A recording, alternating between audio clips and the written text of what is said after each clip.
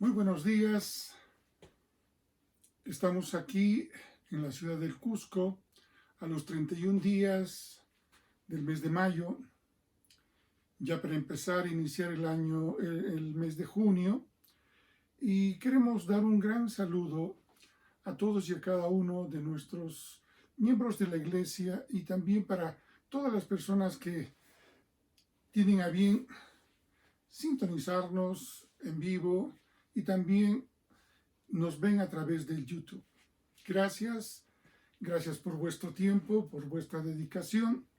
Hoy día queremos hacer el conocimiento que la comunidad carismática Voz Cristiana presenta pues su culto dominical y queremos empezar a través de una oración. Amado Padre Celestial, Rey Todopoderoso, te damos la gloria y te damos la honra, Señor, tú que eres digno de ser adorado, tú que eres digno de ser bendecido, porque tú nos has creado para bendecirte, para adorarte, y eso queremos hacerlo el día de hoy, y recibe nuestra adoración, nuestro saludo para ti, amado Dios, porque eres bueno, porque todas las cosas hermosas proceden de ti, y te damos gracias por todo lo que estás preparando para cada uno de nosotros. Gracias, Señor. En el nombre de Jesús te damos, Señor, una vez más esa gloria, esa honra, pidiéndote siempre misericordia por cada uno de nosotros. Amén. Bien, seguimos hablando sobre este tema. El tema de la iglesia es de Cristo y es una continuación de todo esto que estamos desarrollando a lo largo de estos domingos. Quiero iniciar rápidamente y decir, realmente cuando nosotros queremos hacer algo interesante, no lo podemos hacer de en una sola explicación, sino tiene que ir paso a paso. Y retomemos pues de lo que habíamos conversado en la reunión del domingo pasado. Hablábamos de esta gran importancia que tenía la conceptualización básicamente de lo que es la salvación. Y nosotros decíamos que la salvación no es sino que el Espíritu Santo entra en el creyente y lo convierte en hijo de Dios. Este es un tema que en realidad a veces no se dice, está escrito en la palabra, pero casi siempre nosotros lo hemos llevado al contexto de que tú has declarado, tú has dicho que le aceptas a Jesús, pero en realidad, seamos honestos, yo no le acepto a Él me acepta a mí. Porque obviamente las jerarquías tienen que respetarse y Dios es en realidad el ser supremo. Por consiguiente, yo y todos y cada uno de nosotros tendremos que estar pensando seriamente en que Él es, perdón,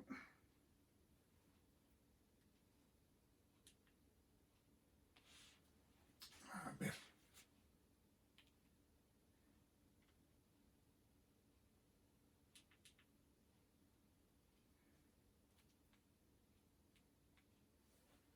perdonen por favor, se me acaba de ir la pizarra.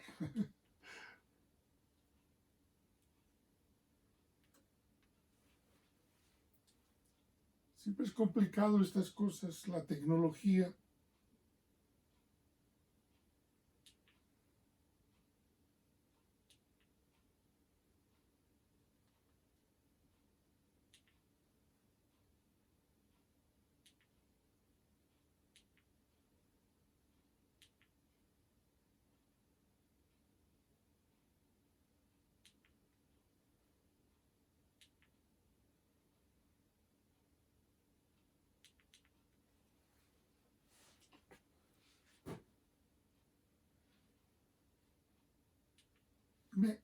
Decíamos pues de que este concepto sobre que el Espíritu Santo ingresa sobre el creyente es algo que simplemente lo hemos llamado también como que recibiremos.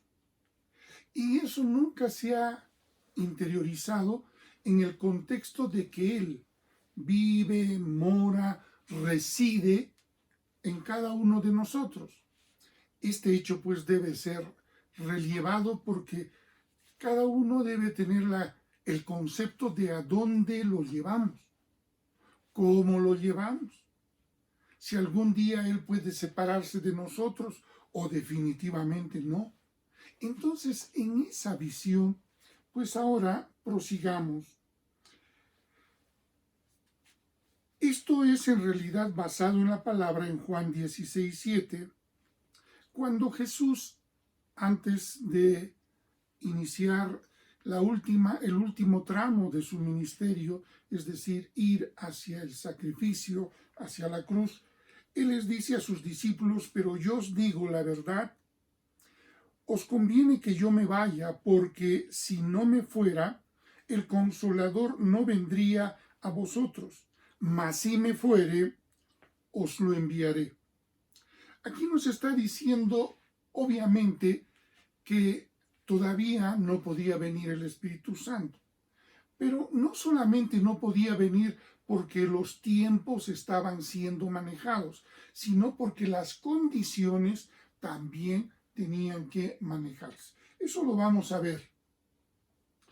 Bien, entonces el concepto que queremos explicar o redundar en esta explicación es básicamente decir, entra en el creyente, es decir, el Espíritu Santo toma un emplazamiento de ingresar en el templo que es, en este caso, el creyente, el renacido. Visualicemos el concepto, porque si no lo visualizamos vamos a tener un conflicto. Siempre lo vamos a creer como una declaración y no como un hecho fáctico. Veamos aquí, por ejemplo, tenemos, ¿no? Vamos a identificar como el Espíritu Santo, ¿no?, que está a dimensión, a talla de el creyente. Entonces, el concepto es que el Espíritu Santo antes estaba fuera, ahora el creyente ha sido lavado y limpiado, ¿no?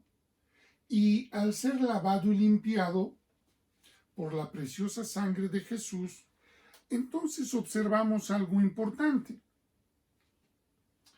que justamente la presencia va encajando, va ingresando. Esto se hace, no se describe, pero el Espíritu Santo es Dios y Él en un abrir y cerrar de ojos, ¿no? Aquí solamente damos la idea en este interín, en este estadio, ¿no?, de una condición va pasando a la otra condición.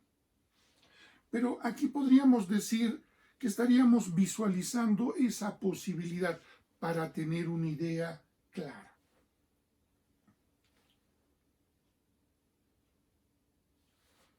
Bien, aquí decimos se inició, continuó y llegó. Eso quiere decir que ahora en el creyente mora el Espíritu Santo, reside el Espíritu Santo. El Espíritu Santo es residente de ese creyente. Y en la palabra es conocido este hecho como que hemos recibido el don del Espíritu Santo. Muchos hemos pensado que en este caso el don son muchas cosas, muchos dones que han venido hacia nosotros. No, no está hablando de eso, sino está hablando de que el Espíritu Santo ahora reside y mora en cada uno de nosotros. Por consiguiente, la palabra también en 1 Corintios dice: ¿o ignoráis que vosotros sois el templo del Espíritu de Dios? Ahora, en Efesios 4, del 7 al 8, tratando de explicar todo esto, dice: pero a cada uno de nosotros nos fue dada gracia conforme a la medida del don de Cristo. ¿Eso qué quiere decir? Que el Espíritu Santo nos va a equipar, nos va a revestir, nos va a entregar, nos va a desarrollar todo lo que necesitamos para el cumplimiento del propósito por el cual nosotros nos encontramos aquí en la tierra, ¿no? Entonces, por eso aquí la palabra dice a la medida del don de Cristo, por lo cual dice, subiendo a lo alto llevó cautiva la cautividad y dio dones a los hombres. El don del Espíritu Santo es el que da los dones al creyente. Alguien dice, ¿y cuáles pueden ser esos dones? Bueno, podemos tener, por ejemplo, ese don de lenguas. Ahora, esto no es obligatorio que todos lo reciban.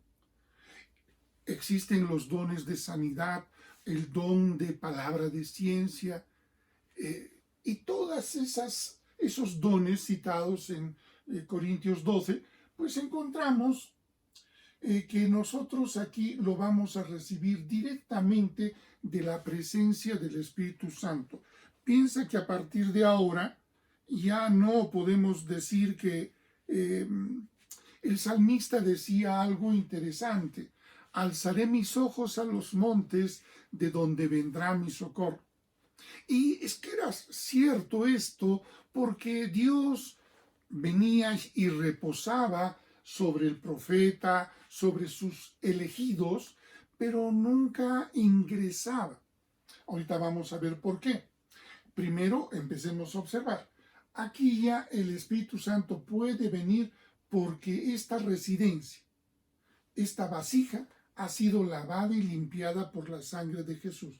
Ahora, Él vive aquí porque estaba limpia y ahora su presencia lo convierte en un templo. Y aquí nosotros podemos comprender también lo que nos dice en Santiago 1, 16 al verso 18, o sea, vivir en esta condición. Dice la palabra: amados hermanos míos, no erréis. Toda buena dádiva y todo don perfecto desciende de lo alto. ¿Sí? Muy bien. Luego nos dice del Padre de las luces. Eso quiere decir, ¿quién envió al Espíritu Santo? De lo alto, el Padre, en este caso, de las luces, o sea, nuestro Padre amado, nuestro Padre eterno. Él es el que ahora, una vez que Jesús ha cumplido con lavar y limpiar con su sacrificio nuestras vidas, entonces ya el Padre de las luces puede hacer de que resida. El Espíritu Santo no va a poder residir en un cuerpo que no esté santo, en un cuerpo justificado, en un cuerpo redimido. Esto es lo que produce la salvación gracias a Jesús. Y gracias a eso, ahora el Espíritu Santo sí puede morar en nosotros. Esto nos lleva ahora a tener que decir, ya no voy a alzar mis ojos a los montes, sino ahora voy a buscarlo ¿a dónde? Aquí adentro. Por eso que ahora que el Espíritu Santo está en nosotros, no tenemos que irlo a buscar a ningún sitio. Y en estos postreros tiempos vamos a ver noticias, por ejemplo, que Cristo ha llegado, helo aquí, helo allá, y van a venir un montón de engaños.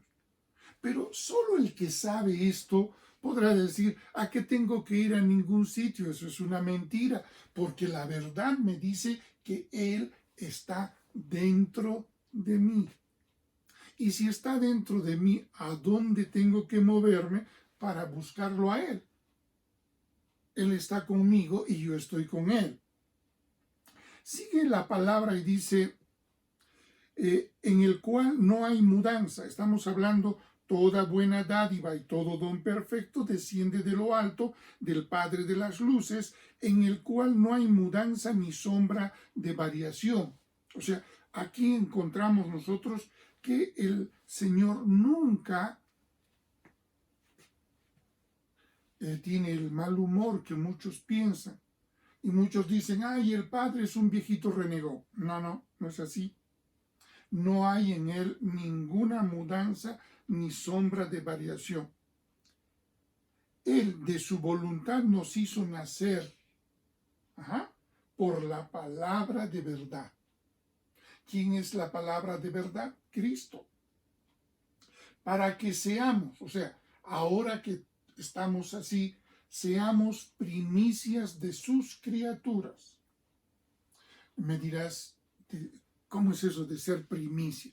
Bueno, aquí ya estamos más o menos en una condición de aquello que será, en este caso, en los tiempos ya del milenio. ¿Por qué? Porque siempre estaremos unidos con el Espíritu Santo. No es que llegaremos al milenio y el Espíritu Santo se saldrá de nosotros y se irá. No, Él estará siempre aquí con nosotros, por siempre, eternamente. Ahora te das cuenta de la unión que tiene el Hijo con su Padre, con el Dios vivo y verdadero.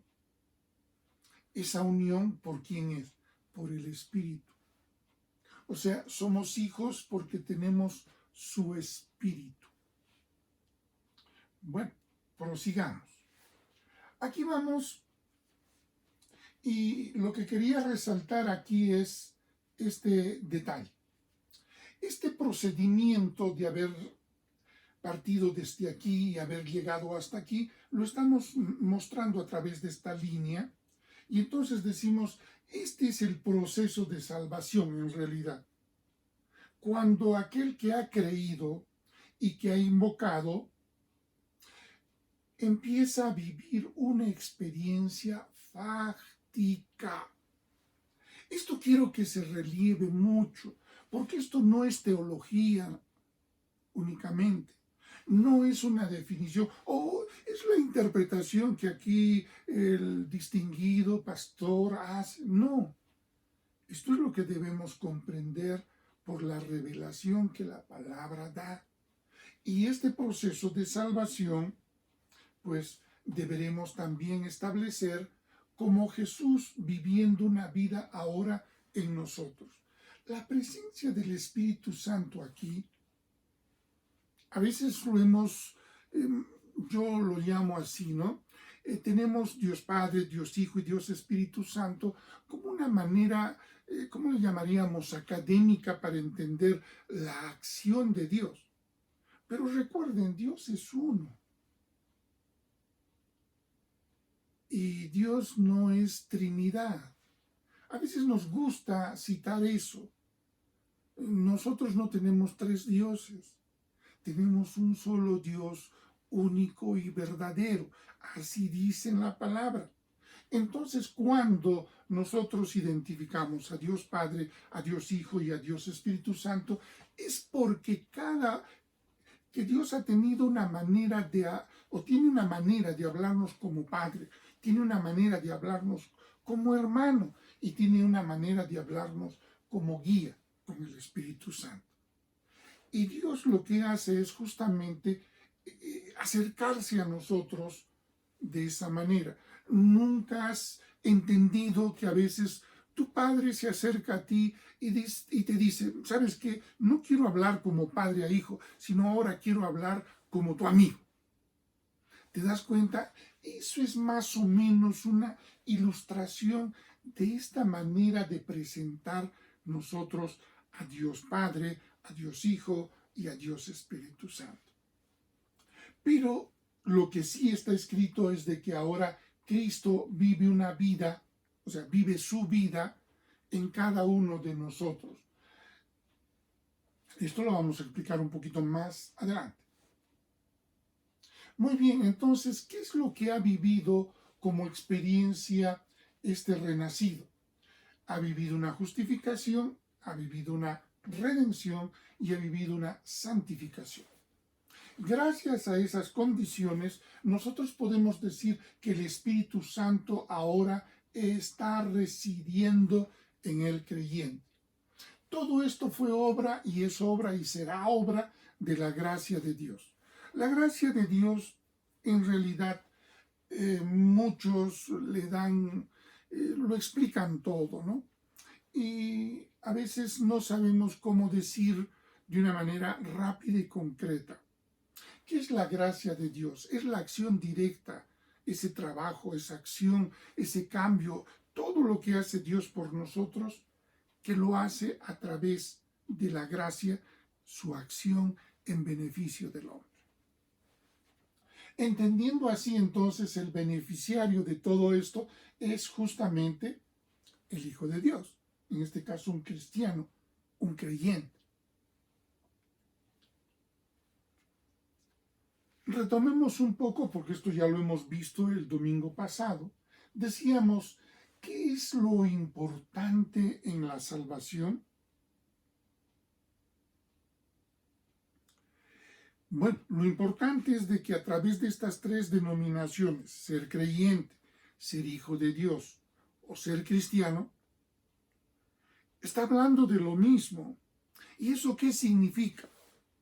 Significa lo más importante, es que el creyente es aquel que posee una relación personal, viva y dinámica. ¿Con quién?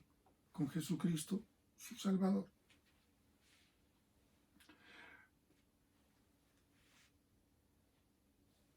A ver, vamos, redondeemos un poquito más esta idea. Cuando nosotros hablamos de esta relación ha tenido una causa. Y esa causa genera este efecto de que tenemos una relación con Dios. Es cíclico porque nos relacionamos, recibimos esa consecuencia de relacionarnos con Dios, que es una gran bendición, volvemos y estamos en esa actitud recursiva, también le llamamos ahora muy sinergética, ¿no?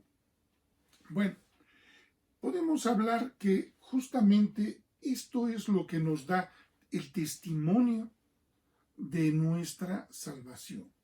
El que es salvo, ¿no?, puede desarrollar esa relación con Dios. Y esto lo dice Colosenses 2, del verso 14 al verso 15.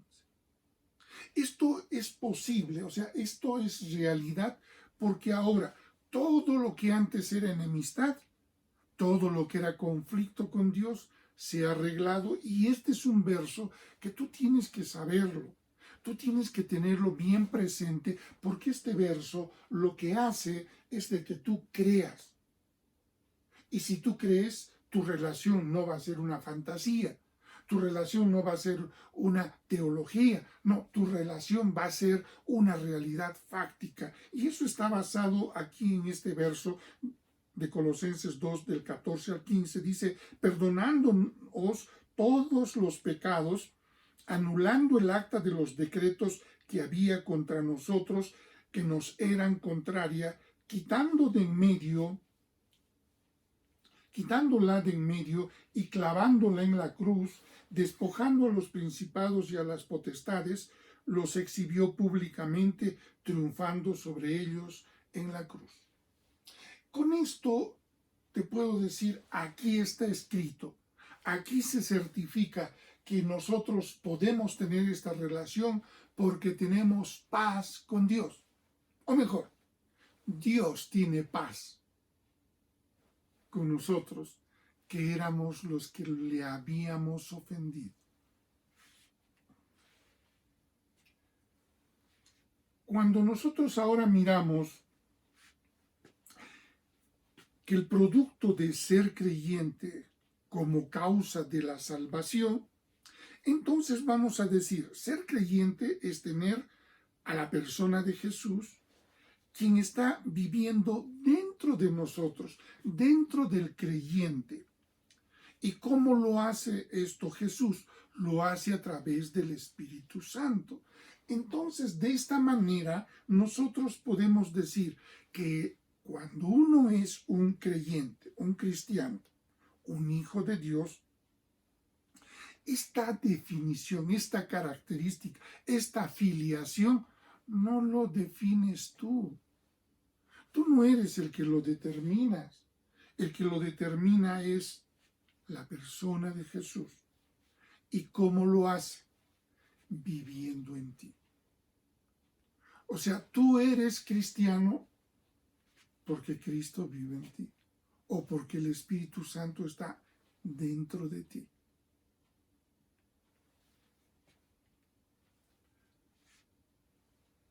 Veamos ahora si la presencia del Espíritu Santo es una presencia real, entonces todo eso se ha debido, nosotros sabemos, a estas tres condiciones que han santificado la vida de este varón y ahora con la presencia del Espíritu Santo sigue siendo santificado y santificado. Porque ahora, alguna vez explicaba de esta manera, los judíos pensaban que la ofrenda era la santa y que el altar se santificaba con la ofrenda. Jesús, al llegar y ver esta realidad, que así enseñaban, que eso creían y que a través de ello pues era engañado el pueblo del Señor, Él les dijo: insensatos, ¿no sabéis qué es el altar, el que santifica la ofrenda? Y alguien dice: ¿y por qué hablamos de ofrenda? Porque la palabra nos dice: presentaos vuestros miembros en sacrificio vivo y verdadero. En otras palabras, como una ofrenda. Y esa ofrenda ahora es posible que sea santificada porque en nosotros está el Espíritu Santo, quien nos santifica, cual altar. ¿Te das cuenta entonces que vivir la vida cristiana no es en realidad algo fuera de lo normal? No, es una normalidad que lógicamente exige ciertos requisitos, sobre todo al creyente, por el compromiso que debe tener, y luego simplemente es dejar fluir que Dios empiece a hacer cosas maravillosas a través de nosotros. ¿Y cuáles son esas cosas maravillosas? Bueno, vamos a ver lo que hace el Espíritu Santo, cómo ese fluir del Espíritu Santo, que también lo dijo Jesús cuando Él estaba entre nosotros, y dijo que todo aquel que lo recibiera, todo aquel que sea salvo, en medio de Él correrá ríos de agua viva. Y eso no lo decía porque, bueno, va a venir un chorro de palabra y yo voy a ser un gran predicador. No, no, no. Felizmente está esclarecido esto en el Evangelio y dice que dijo estas cosas Jesús porque estaba hablando y explicando lo que haría el Espíritu Santo ahora que sabemos que mora en nosotros y que ahora Él va a producir esos ríos de agua viva. Te voy a mostrar. Ya que te he dicho que es un hecho fáctico, tú lo vas a ver. Lo vas a ver de esta manera. Aquí este color, mézclalo con el 1, este otro color con el 3 y este otro color con el 2, ¿correcto? Ok, listo. Eso es lo que hemos experimentado a través de la acción de Jesús. Le habíamos llamado justificación, redención y santificación. Pero ahora el Espíritu Santo, al tomar el emplazamiento, el lugar en nuestras vidas, Él va a producir el fruto del Espíritu. Y el fruto del Espíritu es amor, gozo, paz. Eso es en los tres niveles externos. Por eso que el amor es una de las condiciones que está dado para la parte externa, es decir, cómo nos relacionamos entre nosotros a través del amor. ¿Cómo debemos relacionarnos? A través de la paz. ¿Y esto qué debe producir? Gozo. Pero ahora entramos a la parte anímica. En la parte anímica tiene que haber algo que es básico, se llama paciencia. Benignidad, que a veces nadie sabe qué significa. Te lo pondré eso como un ejemplo para que lo podamos comprender rápidamente. Si tú dejas de pensar mal en los demás, ¿te acuerdas que nos enseñaron piensa mal y acertarás? Yo te digo ahora, si tú vives la experiencia del fluir del Espíritu Santo a través de ti, y esto lo hace a través del fruto del Espíritu, pues entonces la benignidad te enseñará a que tú no puedes juzgar a tus hermanos, ni tampoco a las otras personas. ¿Por qué? Porque eres benigno, ¿sí? La benignidad entonces es ese freno que le aplicas para que tú no estés de repente menospreciando a otra persona. Bondad, obviamente, lo conocemos, ¿no? Pero luego ahora vienen estos tres escritos de color negro, que son los que están aquí adentro, ¿no? La palabra nos ha dicho que nosotros estamos constituidos por espíritu, alma y el cuerpo que está en la parte externa. Entonces, para la parte externa, estos tres primeros, para la parte anímica, ¿no? 4, 5 y 6, ¿no? Y para la parte espiritual, 7, 8, 9. Fe, mansedumbre y templanza. Mira que, ¿dónde está la fe? Muchos quieren la fe aquí afuera. Y no, ahí está el amor, pero en el espíritu está la fe. Y es que la fe, con esto quiero decirte, no lo puede producir el hombre. El hombre no produce fe. Lo que hace el hombre es acumularla, guardarla, tenerla, no producirla. Ese es un error. Tenemos que producir fe. No, no puedes. La fe lo vamos a recibir del Espíritu Santo. ¿Ahora lo entiendes? Él nos va a fortalecer en fe. Pero Él te puede fortalecer. Y ahora te hago esta pregunta. ¿Y tú lo puedes retener? Ejemplo. Yo te puedo dar agua. Y yo voy a ser como el Espíritu Santo. Y te lo voy a dar a la mano. Dices, no, yo quiero un vaso. No, no puedes. Tienes que aprender a juntar las manos de tal manera que puedas retener ese agua. Y sí se puede. Pero claro, eso necesita un pequeño esfuerzo. Y también una pequeña práctica. Eso también tiene mucho que ver con la fe. Sigamos. Y entonces, también tengo que decir, ¿no? Ahora, la presencia del Espíritu Santo nos va a hacer entender algo que es muy importante. Nosotros, así digo, nosotros hemos empezado siempre tratando de experimentar la vida a través de los 5 sentidos, ¿no? Aquí está la vista, el oído, el olfato, el gusto y el tacto. Y aquí en letras mucho más pequeñitas, ¿qué hace? La vista establece el tamaño, color y forma. El oír, la intensidad, la distancia. El olfato, agradable o desagradable. El gusto, dulce, salado, ácido o amargo. Y el tacto, bueno, nos habla también de la forma, temperatura, textura y consistencia. ¿Sabes que esto era lo que nosotros utilizábamos antes? Esto es lo que incluso ahora hay cristianos que siguen utilizando esto.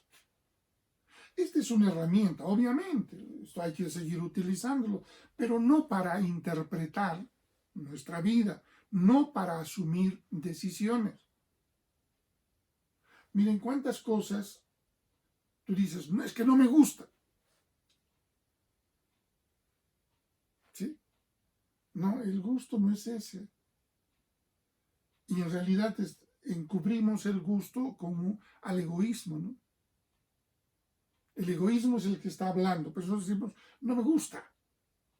No, el gusto tendría que decir es dulce, salado, ácido o amargo. Y entonces, ¿qué es lo que en realidad sirve para ahora apreciar y tomar decisiones en nuestra vida? Lo que el Espíritu nos da, obviamente, es, podemos nosotros, al igual que los 5 sentidos teníamos, ¿no? La vista, y la palabra le llama al hombre pecador, le llama ciego, le llama sordo, no reconoce la presencia de los espíritus. Él le gusta la felicidad, mas no vive nunca el gozo. Y en realidad eso del tacto simplemente no tiene tacto, es torpe, tosco. Alguien dirá, no, pero esto hay las normas de cortesía, de urbanidad, los protocolos, qué sé yo. Sí, pero son meras hipocresías, ¿no? Entonces ya nos vamos dando cuenta de que esto solamente es algo engañoso. No puede ser lo que nos ayude a tomar sabias decisiones. Y miren, realmente la ciencia, ¿qué cosa es? Es la observación, es aprender a oír. ¿Saben que a través de oír en las encuestas uno saca conclusiones? Pero vamos a darnos cuenta que tienen pues serias limitaciones. Hasta cierto nivel tiene la validez todo eso.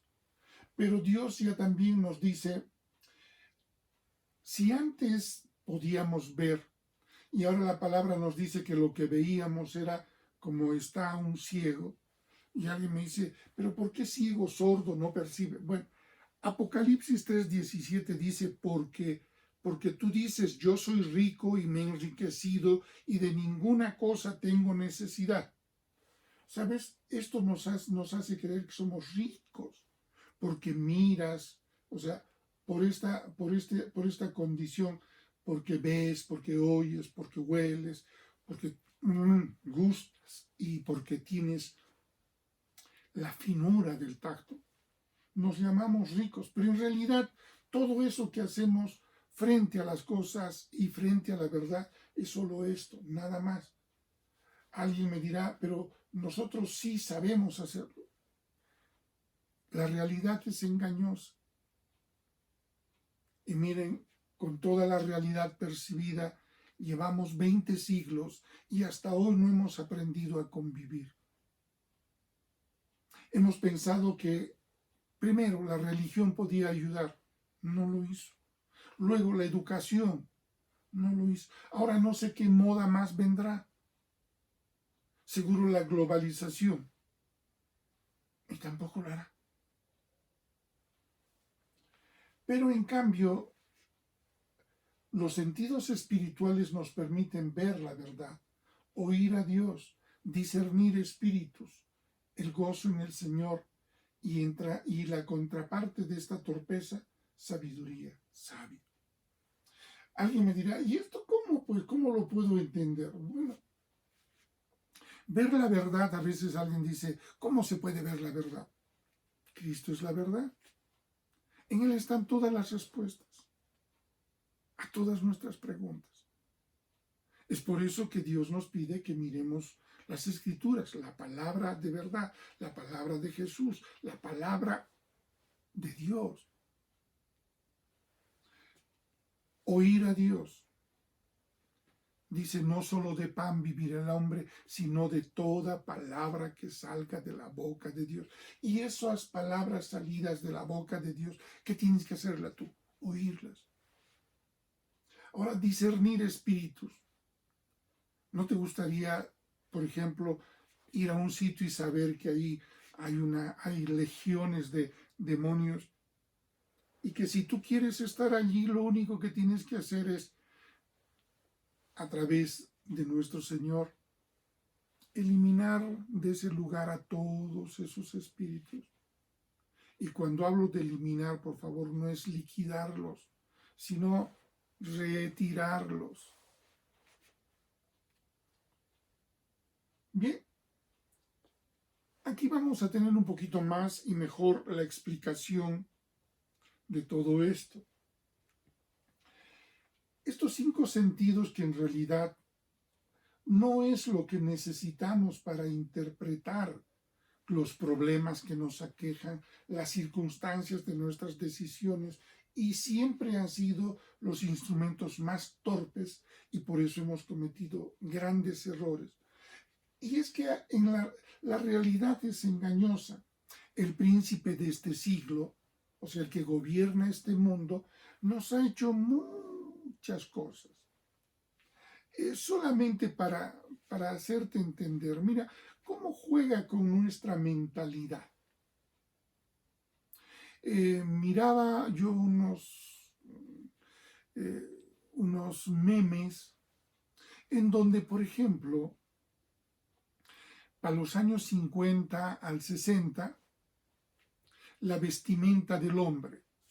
Y entonces mostraba ahí a un americano con terno, con sombrero, con abrigo, con zapatos bien lustrados y al lado de un carro. Esa era la imagen y esa era la moda, lo establecido como, llamemos así, el ícono al cual hay que mirar para que sea tu referencia. Hoy tenemos otro ícono, un ícono de ese joven que utiliza un polo lleno de cadenas en el cuello, con un pantalón que a veces uno duda que sea pantalón porque el tiro lo tiene entre las rodillas, con una zapatilla que a veces es más grande que el pie y con un yoquecito de día y de noche. De día se entiende, de noche no. Y siempre les preguntamos, ¿te robaron el sol? Es así entonces, miren, como el día de hoy tengo jóvenes que aprecian, por ejemplo, un pantalón roto. Con esto no quiero decir que estén equivocados. Cada uno toma su decisión y si le gusta vestirse así, ¿se dan cuenta que está utilizando esto? Hay personas que siguen y en nuestro clima llegamos a las 4 o 5 de la tarde y se están pelándose de frío, ¿verdad? Y sobre todo cuando estamos en esta temporada de invierno para nosotros. Entonces hay alguien que sí nos ha engañado, nos engaña, porque quiere que seamos burlados para que sigamos cometiendo errores y a través de nuestros errores, ¿no? Porque la paga del pecado es muerte, entonces siempre ser pecadores. Incluso para los renacidos ya no tiene autoridad el pecado sobre nosotros, pero por ahí siempre viene la tentación, siempre está molestando. Y si tú vas a seguir con estas herramientas, con estos instrumentos, vas a tropezar y seguirás llorando y dirás, ¿por qué sigo siendo un pecador si yo ya soy salvo? Es que sigues con estas herramientas de evaluación. Tu input está por este lado. Todo lleno de errores, todo lleno de defectos. En cambio, aquí está el input que nosotros necesitamos.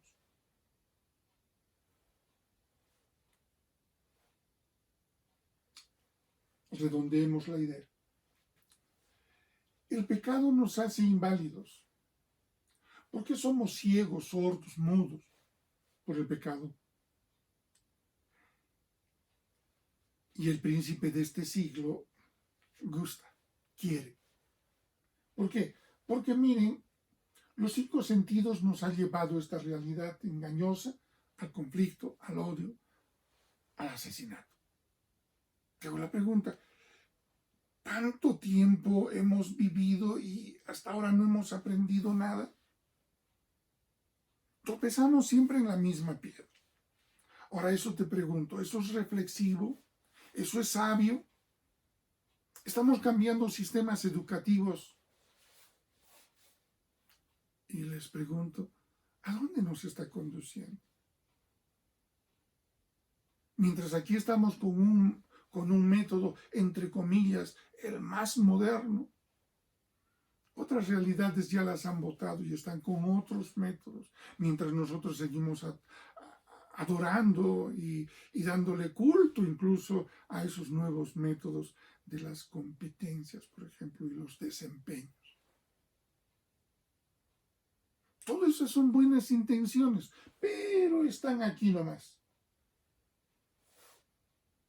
Nada trasciende para transformarnos.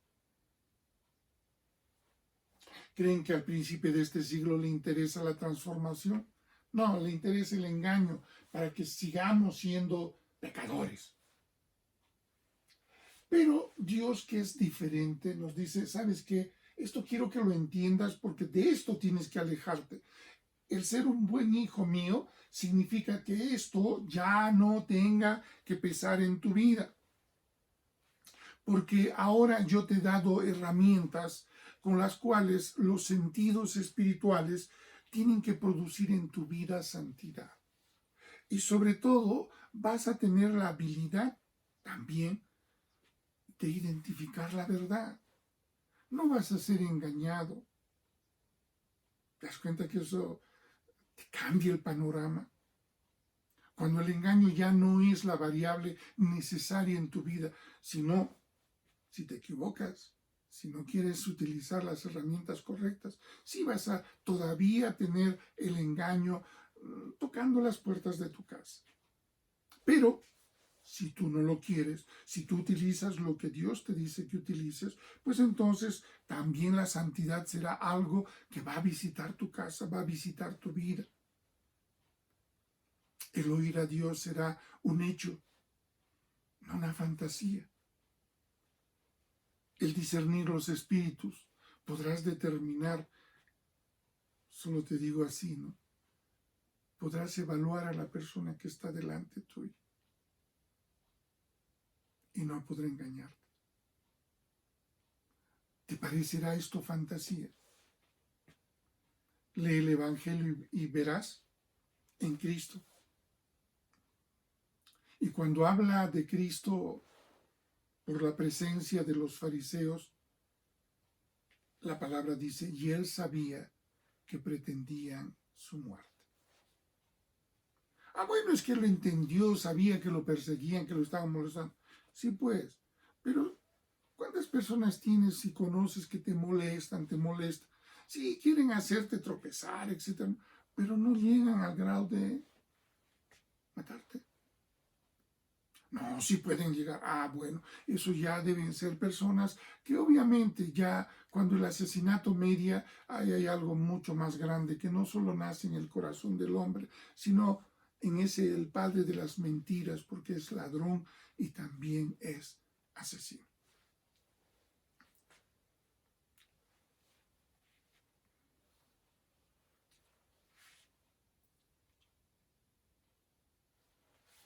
Bien, cuando nosotros miramos la verdad y decimos, bueno, ahora ya aquí, como ustedes pueden darse cuenta, hemos eliminado toda la parte del otro lado, porque se supone que el creyente ya no debe tener esa influencia.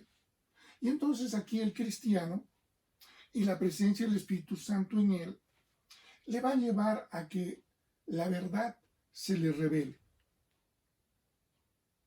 O sea, Jesús se le muestre. Jesús le enseña a través de quién? Del Espíritu Santo. Cuando empiezas a experimentar estas realidades, eso va a producir en tu corazón sanidad, santidad. Luego, la revelación de la Biblia. Luego, los milagros son las pruebas que Dios nos muestra sobre el señorío de Jesús en el Evangelio. Las leyes de Dios, alguien dice las leyes, sí, son cosas que se cumplen. ¿Sabes que hay una ley de la siembra y la cosecha? Si tú siembras algo malo, no necesitas llegar al juicio de Dios, sino de frente. Si siembras mal, si siembras mala semilla, el resultado, es decir, la consecuencia será que tu cosecha será también mala, pésima. Imagínate que plantas algo que es veneno. No pensarás que la tierra lo va a transformar de veneno a algo tan hermoso, bien, bello, sano, nutritivo, ¿no? Te va a dar algo también venenoso. Entonces, por consecuencia, las leyes son cosas que se van a cumplir, la gravedad, por ejemplo, o la ley que gobierna todos los planetas del universo. Dios tiene mandamientos, pero tiene leyes. Ahora también tiene esta actitud, ¿no? El amor paternal de Dios. El amor paternal de Dios está descrito en la palabra. Pero hay algo que también como padre él dice algo que es sustantivo. Yo tengo misericordia de quien yo tengo misericordia. Sería más o menos como el papá que dice, ¿sabes qué? Yo voy a tratar a cada uno porque sé, los estoy observando. Y por ejemplo, sé que tu hermano hace las cosas y a veces se equivoca, pero él me ha demostrado que él es íntegro. En cambio tú, no sé cuándo estás diciendo la verdad y cuándo me estás mintiendo. Entonces, esa discrecionalidad, pues lo aplica Dios a través de su amor paternal.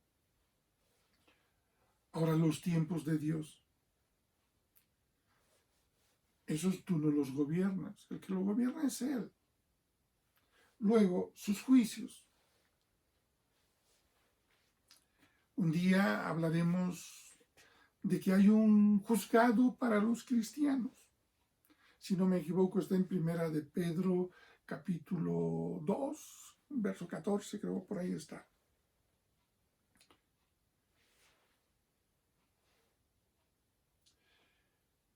Cuando hablamos de la revelación de la palabra, de la Biblia, por ejemplo, nos habla de 7, que es el número perfecto, el que ha sido estudiado. Hay una, llamemos así, como una especialidad llamada numerología, y le ha dado muchas interpretaciones, pero por favor, no todas esas interpretaciones son verdaderas.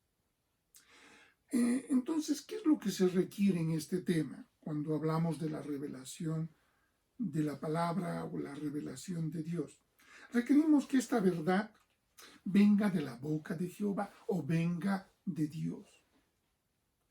La revelación, obviamente, la verdadera revelación, esa es valiosísima. Pero lo que no es valioso es aquello que es llamado revelación de Dios y nunca vino de Dios. Y eso saben ustedes que es fácil decirlo, pero hay que comprobarlo. Y eso normalmente tiene que comprobarlo el que recibe la revelación. Ahora que yo te dé una revelación, yo te pido, ni me lo aceptes. Espera que el Señor te revele. Y por eso y muchas veces me vas a oír decir que el Señor confirme estas palabras en tu corazón. Es importante eso. Entonces, aquí quiero que también podamos ver, wow,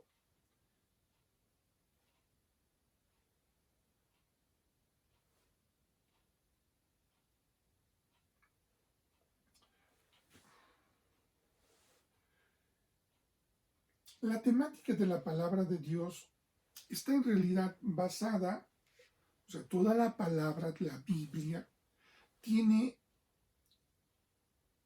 este contexto.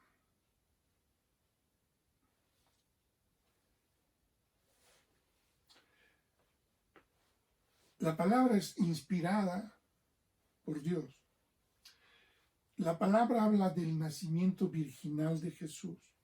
La palabra habla de la deidad de Jesús. Jesús, tomando forma humana, era 100% hombre, pero también 100% Dios. La doctrina del Padre, del Hijo y del Espíritu Santo, no en el contexto de 3 dioses, por favor, en el contexto de un solo Dios único y verdadero. Eso dice la palabra. Cualquier otra cosa es una desviación que no debemos hacer. Ahora, la salvación por gracia.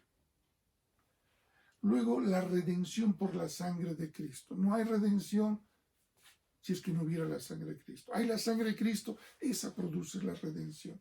Y necesitamos, o la gran necesidad de nacer de nuevo. Esto es vital.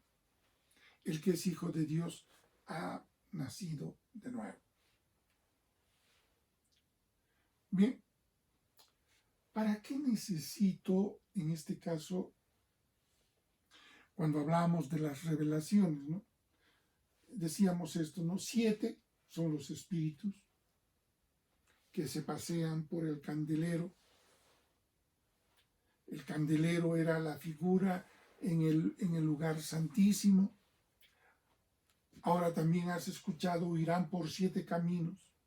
Aquel que se enfrente con un hijo de Dios, dice, estos, por el amor de Dios, saldrán por 7 caminos, huirán. El mensaje a las 7 iglesias del Señor en el libro de Apocalipsis. 7 son las parábolas dadas por Jesús. Y entonces, habíamos visto, ¿no?, que 7, en este caso,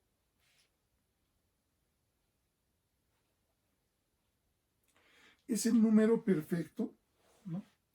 Pero debemos aquí establecer algo vital. Tiene que ser una revelación que venga de Dios, que nazca de la boca del Señor. Ahora hay otro detalle. Cuando esto viene de esa manera, ese es el principio de la revelación. ¿Y quiénes pueden recibir esta revelación? ¿Cualquier persona puede recibir la revelación? No, los hijos de Dios. Ahora, los hijos de Dios también podremos entonces vivir bajo ciertos criterios que nos llevaría a poder experimentar todo esto, ¿no? Cuando hablábamos, por ejemplo, de los 7, yo te pediría que lo interpretaras más bien, ¿no? Estoy tratando de hacer una aplicación, que ese 7 tiene un concepto de complementación.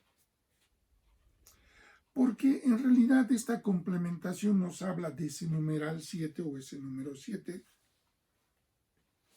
que todo en realidad, la revelación, empieza en Cristo, que es en realidad el tema de toda la palabra, porque la palabra es revelación de Dios.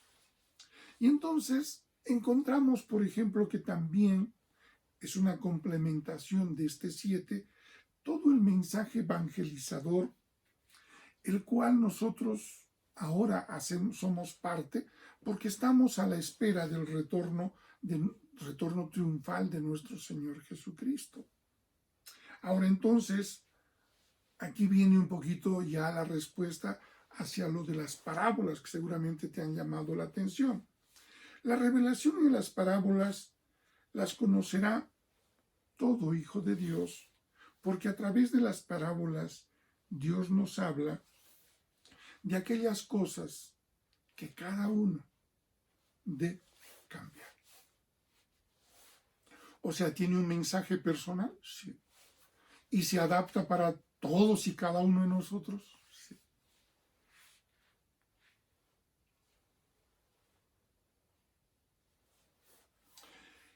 ¿Y por qué la revelación existe? Porque Dios de repente con estas, lo he puesto en un lenguaje un poquito fácil, accesible, y no ir hacia las partes quizás un poco teológicas, ¿no?, o filosóficas que a veces tenemos que recurrir para explicar esto. Y decimos, si tú sabes lo que esperas, cuando vengan otras cosas, ¿eso te va a desilusionar? ¿O tú sabes lo que estás esperando? Por eso, si sabes lo que esperas, nunca la desilusión será para ti un problema. Si yo sé lo que espero, no seré desanimado tampoco. O sea, ya, la ilusión, ahí está mi ilusión. Pero me desaliento. No. Si yo sé lo que espero, tampoco me desaliento.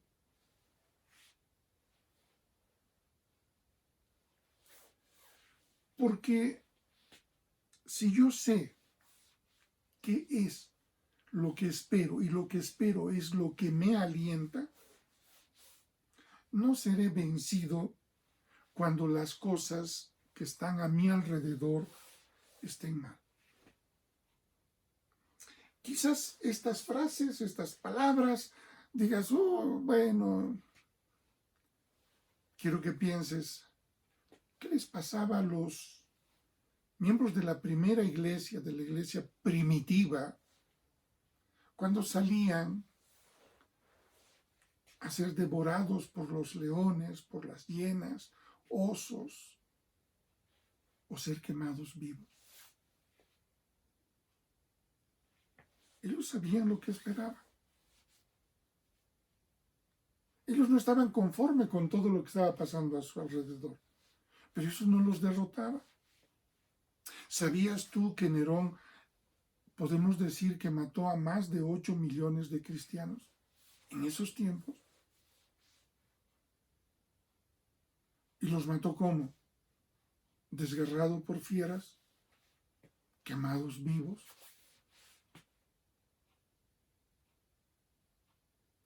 Y es que él buscaba que alguno de ellos le dijeran, por favor, no me mates, voy a reconocer tu señorío y voy a renunciar a Jesús.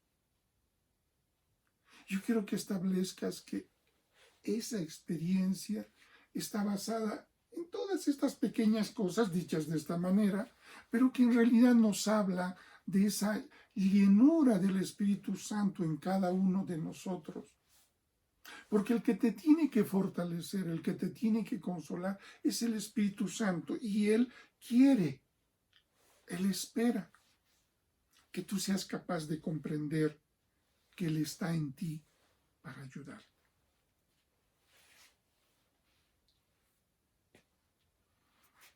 Redondeemos la idea. Aún hay, entiéndelo bien, una influencia de un mundo engañoso. Y eso nos está rodeando. ¿Y de qué se vale esto? De nuestros sentidos. Por ejemplo, hoy el COVID. Alguien dirá, no, esa es una realidad, esa es una verdad. No, es algo engañoso. ¿Por qué? Porque la respuesta de nosotros, los creyentes, a la muerte no es la misma respuesta de los que no son creyentes. Ellos adoran la vida. Nosotros sabemos lo que adoramos. Y para nosotros la vida es ganancia y la muerte también. Entonces, creo que esa percepción tampoco me va a permitir, bueno, yo no creo en el COVID y voy a hacer lo que me da la gana. Y permítanme hacer un paréntesis. Sé que predicar es hablar de Cristo, hablar de sus principios, valores y todo. Pero es aquí que también en esa misma dirección quiero suplicarte a ti, amado hermano, basado en Romanos capítulo 12 y 13, donde hace la antesala y después redunda el Señor diciendo que las autoridades Él las ha puesto. Si Dios a través del presidente de nuestro país nos ha dicho, métanse en casa, cuídense, guárdense, ¿qué tenemos que hacer? Obedecer. Sé que muchas cosas quisiéramos nosotros hacerlas, ¿verdad? Como reunirnos en nuestro local y volver a esa normalidad. Sabemos que ahora para poder abrir ese local tendremos que cumplir protocolos. Esa es la ordenanza, así va a ser. Y nosotros vamos a tener que cumplir porque también creer a Dios es aprender a respetar a las autoridades. cumpliremos con todo ello y haciendo lo correcto y haciendo lo legal, daremos testimonio de que ese Dios bueno y maravilloso que nos ha salvado tiene hijos que saben sujetarse. Eso es lo que quiero que tú y yo hoy nos pongamos de acuerdo delante del Señor. Te pido, amado, amada, cumple lo que nos están recomendando. No salgas por salir. Sal para lo estrictamente necesario. A partir de mañana nos va a quedar 30 días más. Te pido, te ruego, obedece, que esa es la forma de dar el testimonio y evangelizar. Porque bueno, voy a dar una opinión. Todo el esfuerzo que ha hecho nuestro presidente por que todos nosotros seamos cuidados y que esta pandemia no nos afecte. Él hizo todo lo que estaba en sus manos y luego nos entregó la responsabilidad de no salir. Y no le hicimos caso. Han visto por la televisión, basado en el hambre, en el gusto, en el disgusto, basado en muchas cosas. Han salido, se han contaminado. Díganme, ¿quiénes son los que están en los hospitales? Los que estaban haciendo cómodamente, tranquilamente, obedientemente las recomendaciones. Sí sé que hay un porcentaje muy pequeño de gente que en esa condición ha podido infectarse. Sí la hay. Porque pudo venir a través de los alimentos. Pero allí también hubo algo que teníamos que cuidar. Se llama higiene. Puede venir algo contaminado, pero para eso nosotros tenemos el agua y el jabón, tenemos la lejía y los desinfectantes. Tenemos varias barreras, varios filtros para que eso pueda llegar hacia nosotros. Cuando no cuidamos, obviamente, por eso hago esta pregunta, ¿quiénes son los que ahorita están en esos lugares, en realidad, en cuidados intensivos, con respiradores mecánicos? Son los que se cuidaron. Alguien me dirá, no, son personas mayores.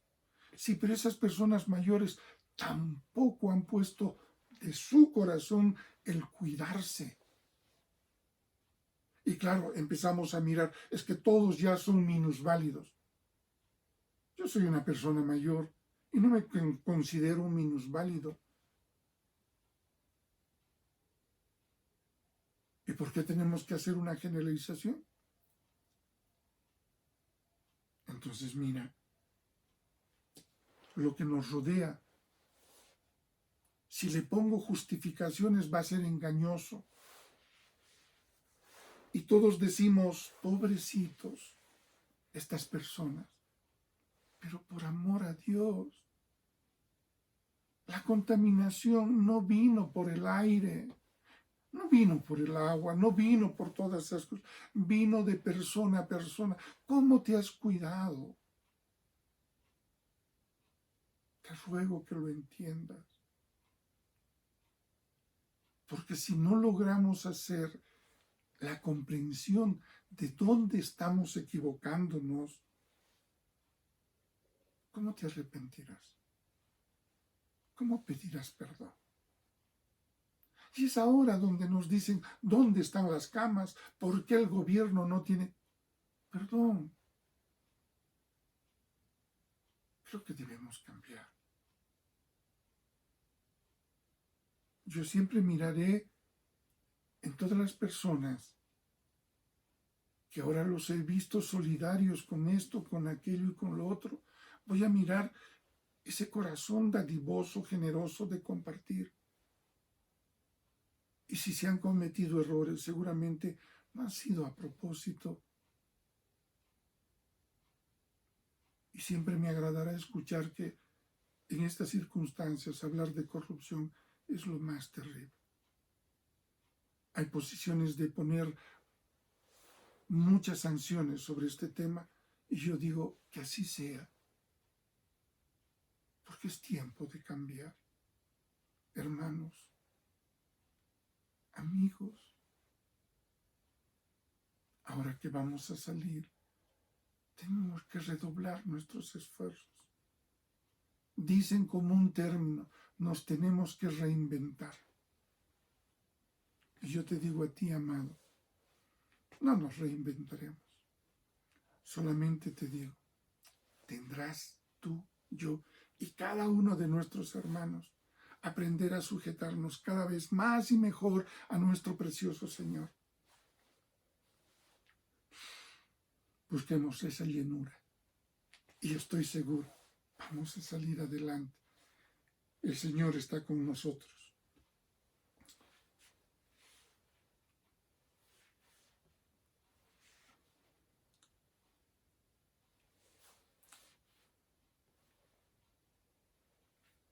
Cuando nosotros vemos sobre la revelación de la palabra, yo quiero que en todo momento entiendas de que el aliento de Dios siempre estará contigo. No vas a ser vencido por el mal. Muchas veces creemos que Dios nos puede desamparar. No. Quien te puede jugar una mala pasada es tu terquedad. La tosudez con la cual a veces nosotros queremos enfrentar las cosas basados en nuestros sentidos y no en los sentidos espirituales y no en el fruto del Espíritu. Por eso hay un mundo que nos está ahí molestando, pero tus sentidos espirituales te harán libres. Nunca te olvides de esto. Y no me digas que no lo tienes. Si eres renacido en Cristo Jesús, sí lo tienes. Seguimos redundando. Lo que viene de la salvación es justamente estos sentidos espirituales. También tenemos actitudes características de un cristiano. Y tengo que decirte con todo amor, ¿cómo diremos que somos cristianos si no hemos cambiado casi nada? Pero por favor, esto no es para que otro a mí me diga, sí, tú has cambiado. O alguien me diga, no, tú no has cambiado. No. Yo tengo que aprender a evaluar. Y felizmente para eso tengo al Espíritu Santo. ¿Está bien lo que hice? ¿Cometí algún error? Convénceme de delito y de pecado, precioso Espíritu Santo. Creo que mi terquedad me llevó a esto. Mi postura creo que ha sido esto, así, ha sido aquella. ¿Quién crees que te va a ayudar a eso? El Espíritu Santo. Porque Él quiere que tú y yo empecemos a dar testimonios de que nuestra manera de comportarnos, nuestra manera de actuar, de interactuar con los demás, nos hacen personas diferentes.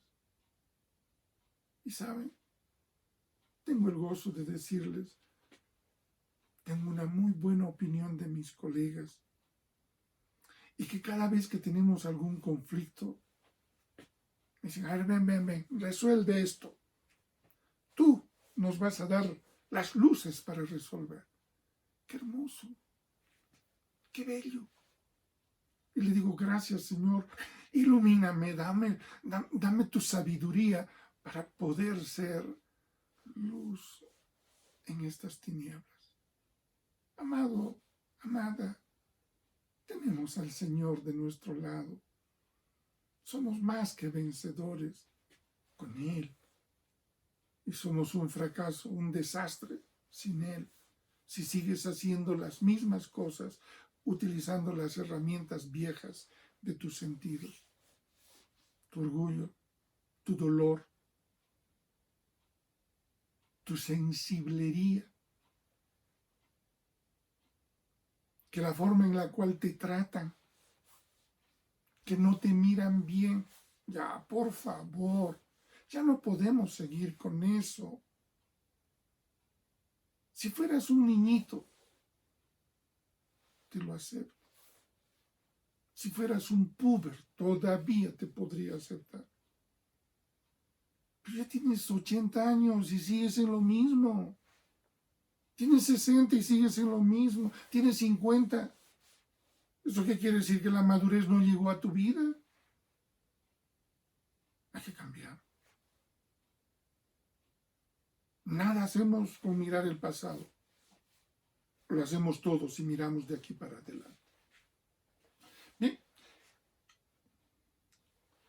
Entonces, aquí salimos con una regla que es importante y esto para motivarte. Decimos que bueno es realmente que nosotros podamos asumir la importancia de lo que es meditar en la palabra de Dios. Por favor, no te digo léelo o de repente alguien estudiarlo. No, la palabra de Dios se medita. ¿Por qué? Porque estamos esperando esa revelación y eso viene de Dios. La palabra te la va a hacer entender ¿quién? El Espíritu Santo, revelación. Sigamos. ¿Y por qué yo quiero tener esa revelación? Porque de esa manera aprendo a conocerlo. ¿A quién? A Dios. Y ahí nace, ahí se fortalece mi relación con Él. Y cuanto más fuerte y más viable sea mi relación con Él, se notará y la verdad se dejará ver para la gloria y para la honra de nuestro Señor. Esa es la relación que debemos buscar con Dios. Para terminar, quiero darte las gracias por este tiempo que te has dado para poder meditar sobre la palabra del Señor. Y te pido, toma caso de la recomendación. Por nuestra conducta seremos testimonio.